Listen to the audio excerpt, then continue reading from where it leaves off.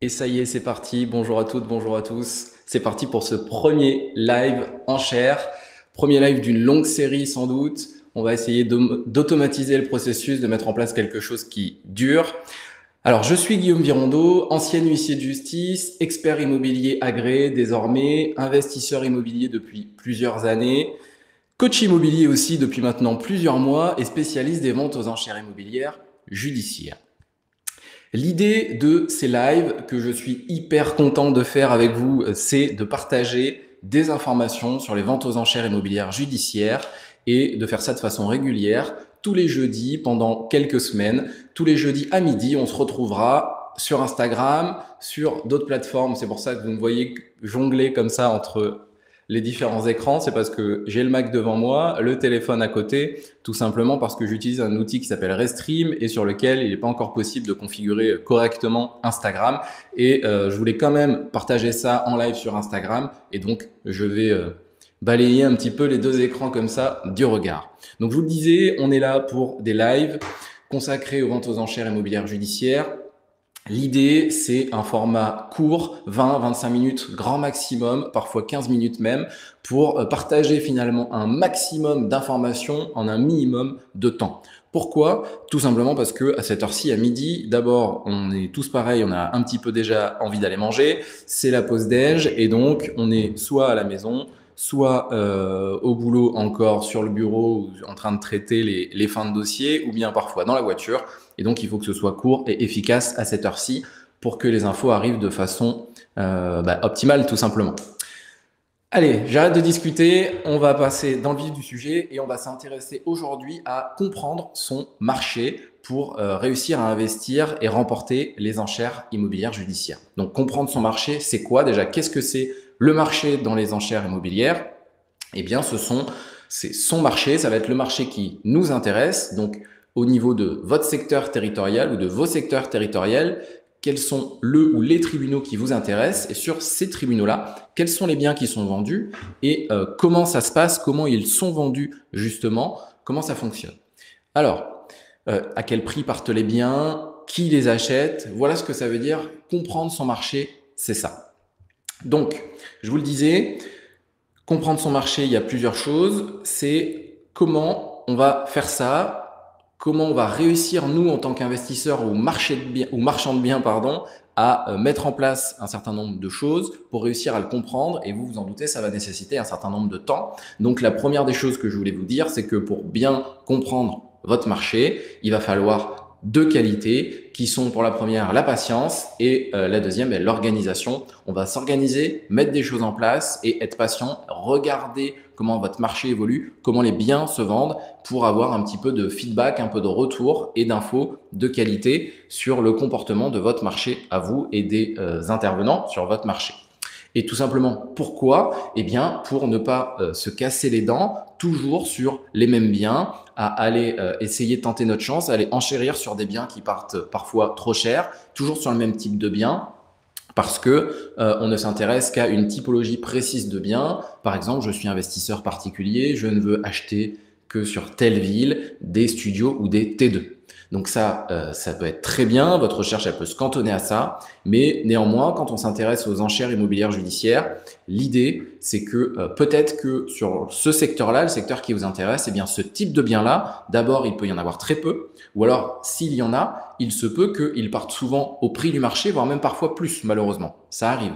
Tous les biens vendus aux enchères, évidemment, ne sont pas de bonnes affaires, puisque ce qui fait que c'est une bonne affaire au final, c'est le prix auquel le bien est vendu, et nécessairement, plus il y a de monde intéressé par le bien, plus les profils qui sont intéressés par ce bien-là sont prêts à mettre de l'argent dessus et peut-être sont des gens moins avisés, des profils moins investisseurs, et plus les biens vont se vendre cher. Donc voilà ce qu'on va chercher à comprendre, à regarder pour justement analyser le marché, savoir comment il est constitué et ensuite aller y réaliser de bonnes affaires et peut-être switcher sur d'autres types de biens ou sur un autre marché, sur d'autres tribunaux, sur d'autres secteurs territoriaux. Donc, qu'est-ce qu'on va mettre en place? D'abord, je le disais, ce dont on a besoin, c'est un feedback, c'est des retours, c'est de savoir comment se vendent les biens, quels sont les biens d'abord qui arrivent sur le marché, quel type de biens arrivent et comment ils se vendent. Est-ce qu'ils se vendent au prix du marché? Est-ce qu'ils se vendent plutôt en dessous du marché? Si oui, quel est le pourcentage, etc., etc. Et quels sont les profils qui les achètent? Ce qu'on verra dans un second temps. Dans un premier temps, d'abord, ce dont je voulais vous parler, c'est comment on peut réussir à avoir les infos sur les prix de vente des biens. Pour ça, vous avez plusieurs éléments. Vous avez les sites, notamment les sites spécialisés qui sont des sites privés, mais qui vous partagent ces informations-là, qui sont les deux principaux, licitor.com et enchères-public.com. Ces sites-là vous permettent d'avoir un suivi, de vous faire une idée du prix des biens et du prix de vente des biens après leur adjudication.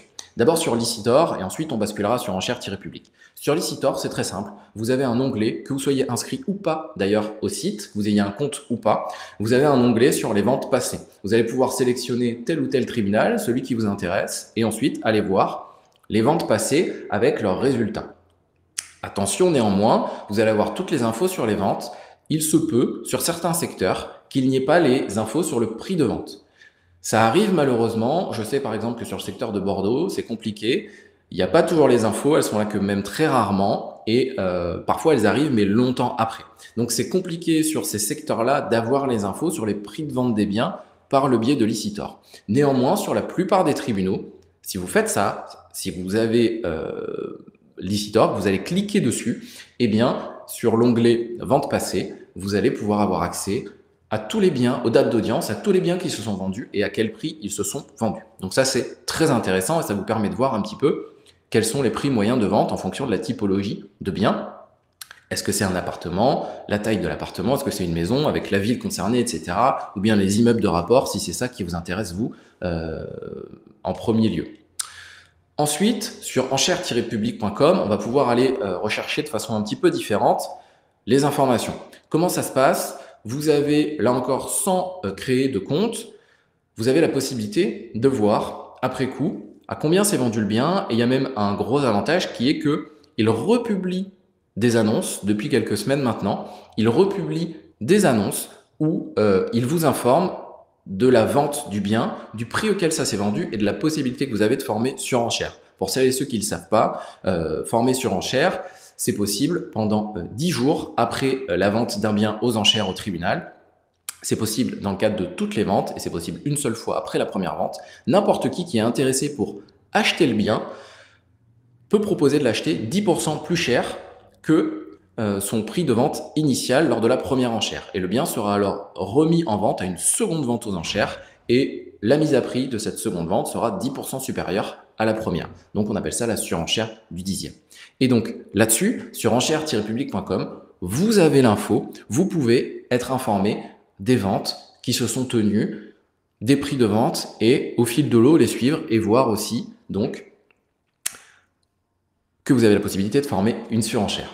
Et donc, vous voyez, c'est intéressant parce que ces deux sites-là ont des fonctionnalités différentes et en utilisant les deux, on a la possibilité d'avoir un feedback très rapide sur Licitor, en revenant plusieurs mois, même plusieurs années en arrière sur les ventes qui se sont passées pour avoir de la stats sur un grand laps de temps. Et à côté de ça, pour suivre au fil de l'eau les ventes qui viennent, qui arrivent sur le marché, vous avez enchères-public qui vous permet de voir quelles sont les surenchères à venir, etc. Et donc, vous combinez les deux, c'est très efficace. Vous pouvez aussi évidemment vous rendre au tribunal pour assister aux ventes, vous rendre dans le tribunal pour consulter le panneau d'affichage des ventes passées. C'est un panneau sur lequel 10 jours après les ventes sont apposées des affiches sur lesquelles sont mentionnées donc les informations sur la vente et les prix de vente. Voilà, mais néanmoins, ça demande nécessairement plus de temps et ça demande de se rendre au tribunal physiquement. Donc vous comprenez bien que c'est beaucoup plus compliqué que simplement aller consulter un site internet ou une appli mobile. Donc voilà pour ça. Ce que vous pouvez donc mettre en place, une fois que vous avez vu à combien sont vendus les biens, quel type de biens se vend sur votre marché, quel est le prix moyen à peu près, est-ce que ça se vend au prix du marché ou est-ce que ça se vend en dessous, ça vous permet déjà de faire un premier tri pour vous et de vous dire que peut-être pour vous, c'est pas la peine de vous intéresser à tel ou tel type de bien parce qu'il part toujours sur le secteur qui vous intéresse à un prix du marché, voire à un prix supérieur à celui du marché, et ça arrive malheureusement. Et donc, c'est pas intéressant pour vous d'aller tenter votre chance sur ces enchères-là, sur cette typologie de biens-là. Eh bien, ce que vous allez pouvoir mettre en place, c'est essayez physiquement d'aller voir quelle est aussi la concurrence sur ce type de bien-là ou sur d'autres types de biens. Vous allez vous déplacer sur d'autres types de biens si les enchères vous paraissent toujours intéressantes pour vous. Soit vous vous dites, de toute façon, moi, c'est ce secteur-là, uniquement ce secteur-là qui m'intéresse, et auquel cas, les enchères, ça dégage, on ne peut pas dire autre chose. Vous suivez ça de loin, mais vous savez que sur votre secteur à vous, le type de bien qui vous intéresse, ou les types de biens qui vous intéressent, ça ne part que trop cher pour vous. Donc, vous allez vous désintéresser de ça, tant pis. Donc, soit vous basculez sur un autre type de bien en restant sur votre secteur-là. Peut-être vous allez vous intéresser aux immeubles de rapport ou aux maisons, sur des communes un petit peu excentrées de la commune qui est à la base, initialement, peut-être l'agglomération qui vous intéresse. Parce que c'est peut-être sur ces secteurs-là qu'il y a des affaires à faire. D'ailleurs, souvent, c'est ce qu'on remarque, c'est que dans les agglos qui concentrent le plus d'attention, le plus de monde, le plus d'intérêt, nécessairement, les enchères ont tendance à bien plus monter, puisque il y a plus de concurrence, il y a plus de monde intéressé. En revanche, sur les secteurs moins intéressés, un peu délaissés par les investisseurs, il y a moins de concurrence, puisque les gens n'ont pas configuré leur recherche ou moins configuré leur recherche sur ces secteurs-là et ont moins d'intérêt à y aller à la base. Donc nécessairement, moins de visibilité, moins de concurrence, plus de chances de remporter les enchères et plus de chances de les remporter à un prix intéressant en deçà du prix du marché. Donc, je vous l'ai dit, on peut rester sur le même secteur et étendre un peu, changer de bien, ou bien on peut même aller voir ailleurs. Essayer de se dire, peut-être je vais m'intéresser à un autre tribunal, d'autres tribunaux. Il y en a au moins un par département, parfois il y en a deux. Donc, allez étendre vos recherches peut-être en se disant qu'il y a de bonnes affaires à faire ailleurs et que l'herbe est plus verte ailleurs. Ça sert à ça aussi, les enchères, du moins ça peut servir à ça. La façon de l'envisager, c'est pas de se dire je sais comment ça fonctionne les enchères, maintenant je vais me focaliser là-dessus et je ne vais chercher à acheter des biens que grâce aux enchères. À mon avis, c'est faire une erreur parce que les entrées sont limitées. On ne sait pas combien de biens vont arriver sur le marché, quel type de biens va arriver. Les flux sont toujours irréguliers et en fonction de là où vous êtes, il se peut que pendant des périodes, il y ait très peu de biens qui arrivent. Il y a des secteurs région parisienne, sud de la France, je pense notamment aux tribunaux judiciaires de Nice ou bien de Marseille, il y a régulièrement de la matière qui arrive. Pour le reste, il y en a moins, c'est moins régulier en tout cas. Certains mois, vous allez avoir une dizaine de biens et d'autres, 1, 2, 3 biens. Tout dépend vraiment. Et donc, augmenter votre secteur de recherche, augmenter le contour de votre recherche, finalement, ça va augmenter vos chances d'aller remporter les enchères, ou du moins de toucher de bonnes affaires potentielles. Voilà. Ensuite, une fois que peut-être vous avez fait ça, vous avez étendu vos recherches, vous avez regardé ailleurs, donc je vous le disais, il y a une chose qu'on ne peut pas faire à distance, qui demande de s'intéresser physiquement aux biens, c'est évaluer la concurrence. C'est savoir qui s'intéresse aux biens en local, quelle est la typologie de personnes qui remportent les enchères ou qui du moins s'intéressent à ces biens. Pourquoi? Parce que un particulier, un investisseur particulier ou encore un professionnel marchand de biens n'auront pas les mêmes critères, ne seront pas nécessairement intéressés par les mêmes types de biens et n'auront pas les mêmes obligations, les mêmes impératifs financiers au niveau des biens, au niveau de leur recherche. Je m'excuse, j'ai un bug parce que évidemment j'ai eu un appel pendant le live. C'est génial. Bon, je pense que ça fonctionne toujours, ça a l'air de fonctionner sur Insta en tout cas. Bref. Et donc voilà, s'intéresser, et elle insiste en plus, voilà, s'intéresser à d'autres types de biens, excusez-moi. J'ai perdu le fil, c'est formidable, les joies du direct, c'est génial. Je la remercierai après. C'est la conciergerie d'un de mes appartes qui m'appelle. Bref. Oui, on va s'intéresser au profil investisseur. Voilà, enfin, c'est revenu. Et donc ça, nécessairement, on ne peut pas le faire à distance. On ne peut pas savoir à distance qui suit les biens, qui s'y intéresse, etc. Donc ça, on va le voir que physiquement, et on va pouvoir le voir à deux moments. On va pouvoir le voir soit lors des visites des biens, soit au tribunal, en allant comme ça assister régulièrement, localement, sur le marché qui vous intéresse, aux ventes, pour voir quels sont les profils d'enchérisseurs, quels sont les profils de gens qui achètent et jusqu'où ils sont prêts à aller.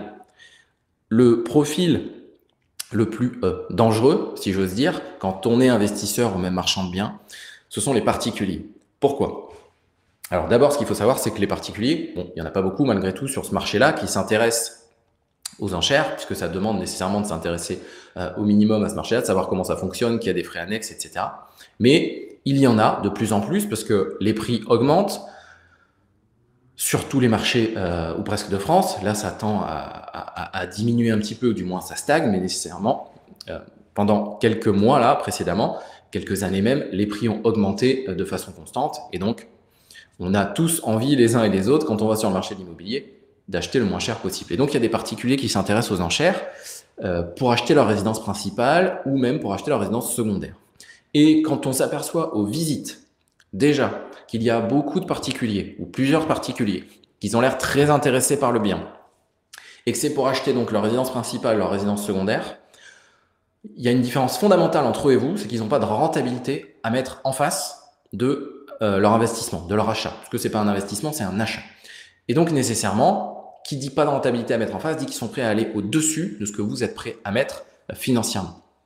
Et donc forcément, c'est moins intéressant pour vous. Ça veut dire que peut-être il faut délaisser ce bien-là, ne plus perdre de temps, se dire je vais pas aller enchérir, tant pis sur ce bien-là, parce qu'il y a trop de particuliers qui sont intéressés. Et donc a priori, ça va partir, ça va se vendre trop cher. Voilà. Vous pouvez vous dire aussi, tiens, un exemple concret pour terminer, parce que ça fait déjà 16 minutes qu'on discute, 16 minutes qu'on est sur ce live. Dernier point que je voulais aborder avec vous, un exemple. Sur les grosses agglos, ce dont on se rend compte dans beaucoup d'endroits, c'est que les immeubles de rapport, ce sont des biens pour un investisseur particulier qui sont difficiles à toucher. Les enchères immobilières, souvent, encore une fois, c'est pas une vérité absolue, c'est pas une science exacte, mais souvent, quand on s'y intéresse, on est déjà un investisseur un peu aguerri. On a déjà acheté quelques biens, d'appartements, des maisons, et voire même déjà des immeubles de rapport, bien sûr. Mais on va s'y intéresser et pour franchir un cap, aller acheter des biens en dessous du marché, diversifier ses sources d'investissement, ça sert aussi surtout à ça, les enchères. Et donc, on va aller chercher des biens peut-être qu'on ne trouve pas, qu'on n'arrive pas à toucher sur le marché traditionnel en se disant je vais peut-être pouvoir les toucher moins cher. Et donc, par exemple, un immeuble de rapport. Et ce dont on se rend compte, c'est que dans les grosses agglos, les immeubles de rapport, ils intéressent beaucoup de monde et notamment des professionnels, des marchands de biens. Parce qu'ils vont l'acheter, pouvoir le revendre plus cher sans le transformer, voire le découper et le revendre à la découpe en nécessairement ayant un gap au passage financier.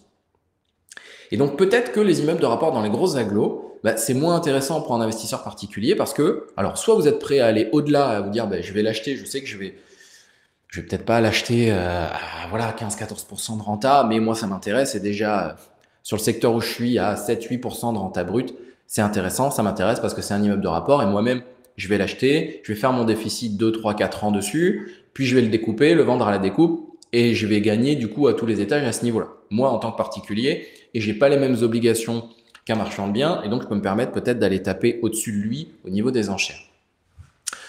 Sinon, ça veut dire que les immeubles de rapport, pour vous, c'est intouchable sur ce secteur-là. Et c'est pas grave, et c'est ok, c'est pas grave. Mais encore une fois, je reviens sur ce que j'ai dit avant, ça veut dire qu'il va falloir vous adapter à votre marché. Comprendre son marché, ça va servir à ça, à s'adapter. C'est quoi le marché chez vous? C'est quoi le marché là où vous vous intéressez? C'est quoi son comportement? Quels sont les investisseurs? Quels sont les biens? À quel prix ils se vendent? Et vous adapter en fonction pour que les enchères soient un moyen pour vous de vous diversifier dans vos investissements IMO de façon efficace. Voilà, c'était le mot de la fin. Je fais 18 minutes. C'est pas mal pour un premier live, pardon. J'espère que ça vous a plu. N'hésitez pas à me faire des petits messages retour si ça vous plaît, si le format vous plaît. La semaine prochaine, je vous donne rendez-vous donc à midi, jeudi prochain encore. Et je serai cette fois-ci accompagné, je serai en live avec maître Jordan Sarrazin, qui est avocat au barreau de Bordeaux et qui nous parlera des dessous des procédures. On verra le point de vue de l'avocat, comment il gère les dossiers, comment il échange avec ses clients, comment ça se passe à ce niveau-là. Donc, je vous invite vraiment à être là si si cette thématique vous intéresse des enchères judiciaires, parce que vraiment, il y aura de la matière intéressante à voir. À la semaine prochaine et à très vite. Ciao!